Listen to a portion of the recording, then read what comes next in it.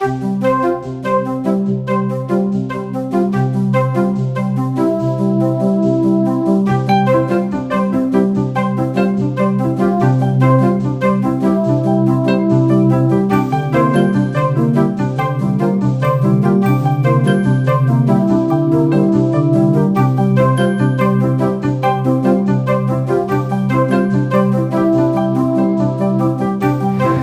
tell us how you both grew up and what was it like as you were kids? And where was that? Virginia, you get to be the lead off here. I am the third of 6 children and grew up with my parents in a nominally Catholic home. It was pretty chaotic. At 18 or 19, I was going to college. I had a scholarship. And my mother came to me and said, would you be willing to quit school and get a job? And we lived together, my brother and my sister-in-law, who they ended up married, and my little nephew. I lived with them for 4 years. And then during that time, I came to know the Lord. I didn't know him personally, and I really wanted God. And I didn't know how that looked or if that was possible.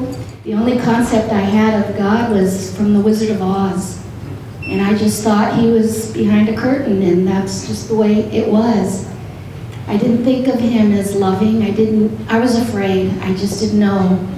But God is so good because he sent a woman in my path who shared with me the love of Jesus. So I was just praying that God would help me get closer to him. And he did. It was a beautiful Lutheran church. And that was when I first heard the gospel. And I responded as quickly as I could. And I grabbed hold of him, and I've never let go. And that was 33 years ago. Very, very simply, after high school, I was caught up as part of that dragnet called the Jesus Revolution. You remember that? The early 70s. And somewhere in between there was a young, bearded New York evangelist named James Ortiz, who, with his long hair and beard, was having meetings in the local parks. And I was invited by a friend to attend one of his Bible raps. He accepted the invitation because I wanted to engage this person in a debate. And I was more or less agnostic at that point, but Pastor Jim preached and gave the single most compelling sermon I've ever heard in my life. And he was calling out these young people and was basically saying, if you're not ready to give 110% to Jesus, don't even think about coming up here. Well, that was all the challenge I needed.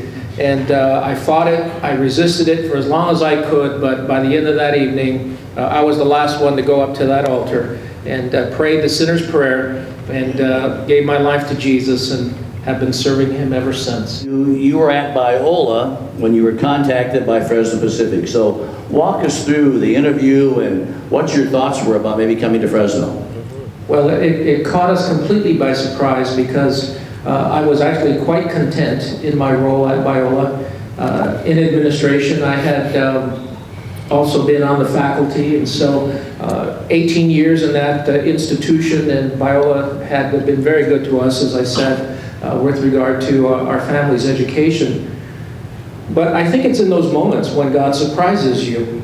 And I was told by somebody I know and trust in this process that it's not necessarily God's will for us to be comfortable. And so just when I came to a place where I was feeling comfortable, it was the Lord stirring us and unsettling our lives. It was a walk of faith through the entire process to the very end. On a daily basis, Virginia and I had to surrender this to the Lord, surrender the outcome to the Lord. We knew that it was a process of discernment for Fresno Pacific University, for their board of trustees, as well as for us. And so until the very end, and it was quite a long process, maybe 8 or 9 months at that point, that the board convened and extended an invitation for us to serve. We felt God's leading. We had a perfect peace throughout that entire process. And then when it was announced publicly, we started getting calls and letters and emails and texts from people all over the country saying that look like a match made in heaven. And we have loved coming to Fresno Pacific University. We have loved being in this community. We have absolutely fallen in love with the people here. And we are just so grateful for the privilege we have to serve. Okay, let's talk about your job. So you're here in Fresno, you've taken on a big role. So what do you see? I know I've read in the paper what your vision is and what you see for Fresno Pacific, but put this in your words. What do you really see happening here? Why are you here? Our mission here really is focused on enabling our students to not be priced out of the market. So our tuition is affordable, the offer of a 4-year guarantee, the fact that our students graduate with a relatively low debt is, I think, very, very important, and a testimony to the thinking and the administration that has really uniquely positioned this university to be the university of choice for the Southeast, Fresno County, and the Central Valley. So to be able to come to a university that enjoys the distinction of being the only 4-year Christian liberal arts university in the Central Valley is a tremendous responsibility. And so I feel that I have an obligation to continue to keep this university positioned uniquely for growth and opportunity.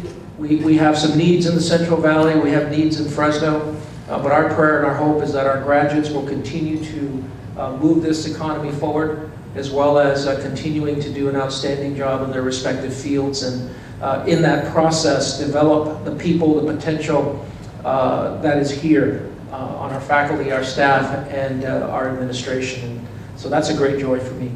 So we have needs on our physical campus. We have a project proposal now for a finished baseball stadium and sports complex. But we also have a capital campaign that we are having with a vision to put a performing arts center on campus. We also have plans for expanding the library. We now have record enrollment in our traditional undergraduate program, but that has put tremendous pressure on the infrastructure. We need parking, we need student housing, and so there are some very real needs that we face. And but again, we have an eye toward our mission, and we want this university to continue to be accessible to every and any student who's qualified to study here. And so if that continues to be first generation, then we will go in that direction. But the other thing I'm reminded of frequently is that we are also 5 campuses. So we're Bakersfield, Visalia, North Fresno, and Merced as well. And as we move into online education, blended forms of online education, that's going to enable us to continue to enjoy a growing enrollment. Our mission, our ethos, our Anabaptist core values have us always with a mind to compassion and service, social justice, and so we have a heart for the world, we have a heart for the community, and we want to be as engaged as we possibly can.